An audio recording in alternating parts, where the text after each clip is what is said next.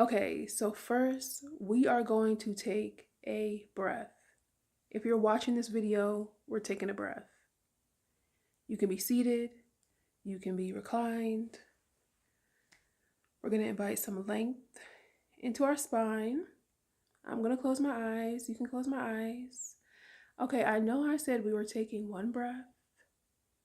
We're actually going to take 3. It's okay. We got this. We can do it. We're going to inhale, exhale, inhale, exhale, inhale, exhale.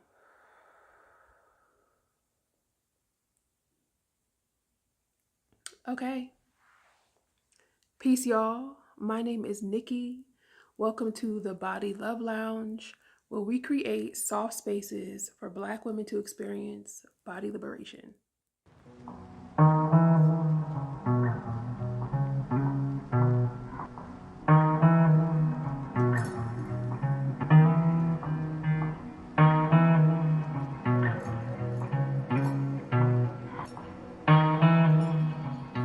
This video is a part 2 to a previous How to Love Your Body video.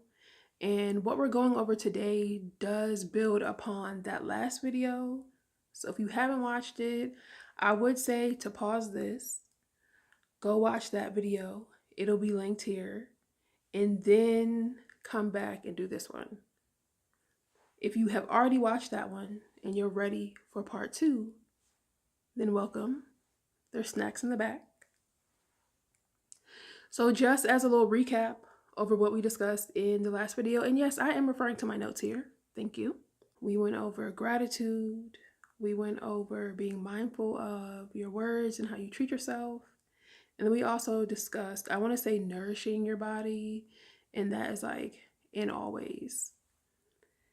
Now, because this video does build on the last one, there was an exercise in that video that we are carrying from this, from that video onto this one.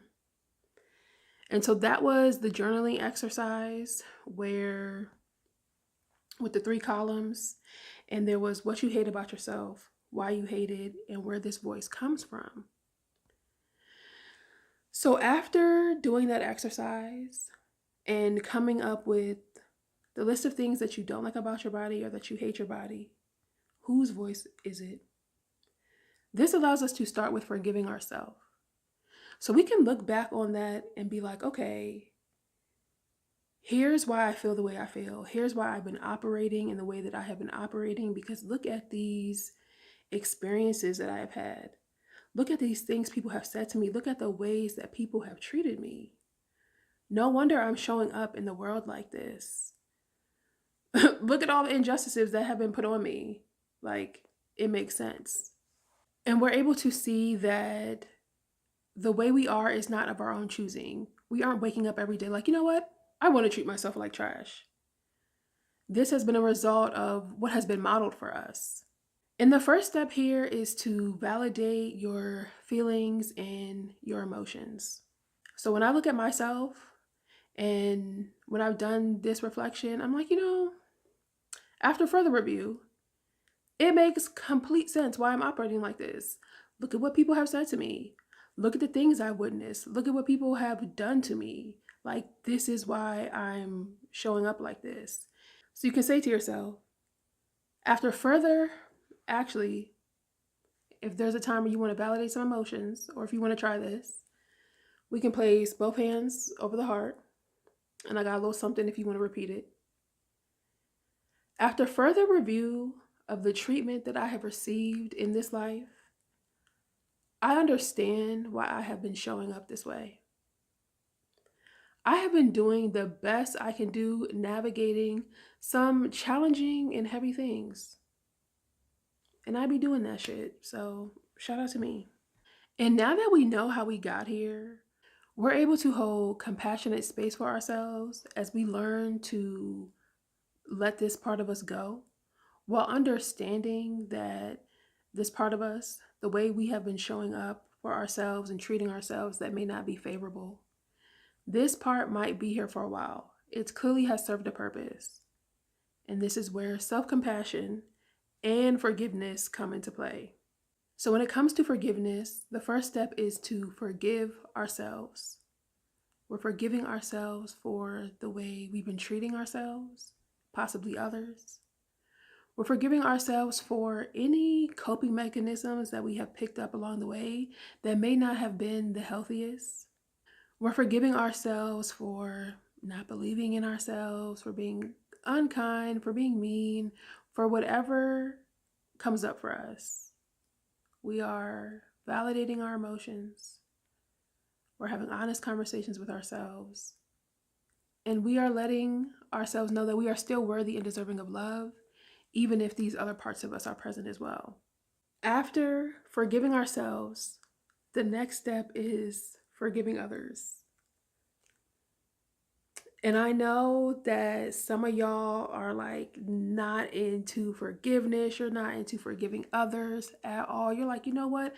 I'm going to hold this grudge till I die because that's going to affect you, not me. I'm just saying. For me, forgiveness is not you did this thing and it's okay and we can just move on. That's not what forgiveness is. Forgiveness is a very beautiful young lady by the name of Brittany Josephina once said, "Gift yourself the relief of letting go." And that is how I look at forgiveness. I look at it as like, okay, I'm honoring that this thing happened and that you did this thing. And I'm holding space for the fact that this is your stuff. And whether you projected it onto me intentionally or unintentionally, I'm not holding on to it. I'm not allowing it to affect me. I'm letting it go. I still remember that you acted this way at that one time, but you know what I'm saying? We could keep it forward. We could keep it pushing. We could keep it moving forward, or I can keep it moving forward and you can stay over here. Multiple things can happen, you know? And I embrace forgiveness because in many instances, I do see where people have been doing the best they could with the tools that they had at the time. And I'm in a position now where I have access to more tools, and that is a privilege. And so I honor where people were at the time. I also honor that some people are honestly just diabolical human beings that I actually want nothing to do with. And forgiveness still looks like me letting it go. Like I understand, okay, this happened, this is what they did. So with that exercise, I'm pretty sure in the last video I told y'all like you could throw it away or you could ball it up or one of them. But if you destroyed it, that's fine. I'm sure now that we're doing this work, the list of people on that list as to whose voice this is, the people who made negative comments about your body that have stuck with you, I'm sure you remember some of those people. And if you don't remember the whole list, as we're doing this work, it'll come back to you, so you don't even have to worry. But we're going to go through and we're going to forgive those people on that list. How do y'all feel about that? Obviously, I don't know exactly who's on your list. I don't know exactly what they said to you. So I'm speaking to just kind of some general things. But I'm sure there may be some people on that list who were doing the best that they could. And if there were things around being fat and there are things that are fat phobic, a lot of that is a form of protection. Because we look at how this society treats fat people, right? So it's not necessarily that being fat was a moral thing, but they were trying to protect you and have you live the easiest life that they knew how. And maybe comments about their weight were made to them as they were growing up and they didn't want you to do that. So instead of creating a loving environment for it, they created a not loving environment for it. But they were doing the best that they could at the time, and now we have different tools. For me, that looks like I can honor that. I can honor what happened when I was younger. I can honor how people have treated me. And I can hold space for the fact that I recognize that while it didn't feel like love at the time, that's where it was coming from. And then there's some people who have done things and they're actually still showing up in this world as a diabolical human being. And I'm like, yeah, I forgive you because that was your stuff that you put onto me and I'm not holding on to it. But also, I'm not holding on to you either. Ultimately, I look at it as, when it comes to forgiveness, I look at it as I am putting this stuff down. I am walking through this world in a much lighter place, in a much lighter form, in a much lighter way. And I pray that this energy is, transformed and transmuted into something beautiful because the way that it's currently showing up in my life, we ain't got space for it. So, regardless of someone's intent or impact, this is their shit. I'm no longer holding on to it. And I'm no longer allowing their actions to have weight in my life. Like their stuff has taken up enough space in my life. And it's time for me to give it back. It's time for me to let it go. It's time for me to clear up space so I can receive bigger blessings. That's how I look at forgiveness. And if you're thinking like, okay, girl, this sounds cute, but like, how do we do that since you got the answers? I mean, I might got I got some suggestions, I don't necessarily know if they're answers for you, but these are offerings. So feel free to take the meat and leave the bones. If it resonates, try it out. If it doesn't resonate, don't try it out. One of my favorite things to do is to write a letter. So writing a letter to this person, to these people, to yourself, to these people. And you can list the things in there, right? Like if you remember specifics about what happened, put it in there. Like, I remember the day you said this, that, and the third. Like, that shit was crazy. You really tried it. It was actually diabolical that at your big age you were showing up in the world like that. But like, that's your business. Don't love that for you. Hopefully you'll be a better person, but here you are. And with this letter, you do not have to send it. This can be another exercise of you ripping something up and throwing it away, of you burning it, of you returning to it. And you might have to write multiple letters over the course of multiple years. Just putting that out there. Recording a voice note. Sometimes I don't feel like writing. Sometimes you might not feel like writing, but you still want to get it out. And doing a voice note just kind of lets you do like a nice brain dump and just say whatever whatever's on your mind. And it could be recording a video too, a video that you're never going to send, a video that you recorded and then you deleted, a voice note that you record and then you delete. None of these things have to be kept. It's just the fact that like you created this, you honored your feelings, you honored your emotions, and then we're releasing. Breath work, yoga. And with yoga, maybe with this energy, you need a fast-paced power vinyasa class so you can sweat it out, a little hot yoga. Maybe you're like, you know what? I'm in the mood to feel some feels. And then it's a restorative class or it's a yin class. Some type of somatic movement. It could be the gym. It could be going for a walk.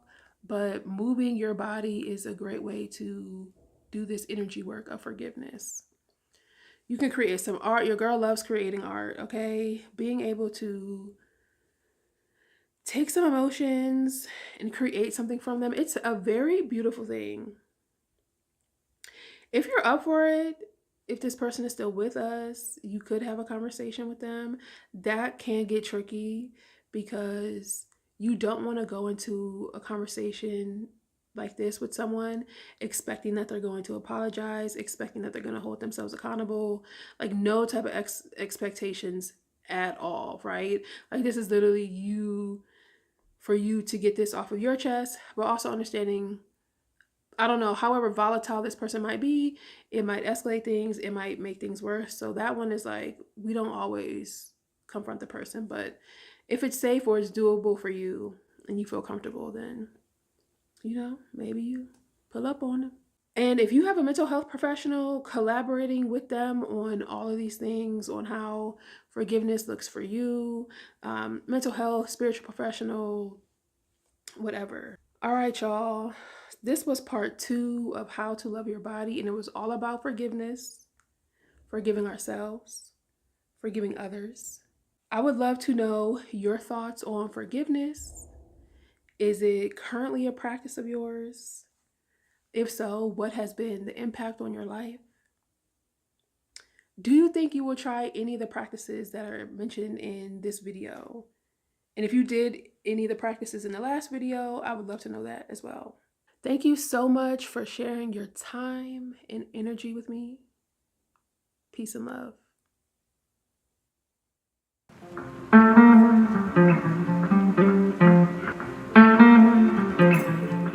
The way I do not feel like I do not feel like filming this video. I'm gonna do it though, because we don't always feel like doing things, but we still show up for ourselves and our purpose.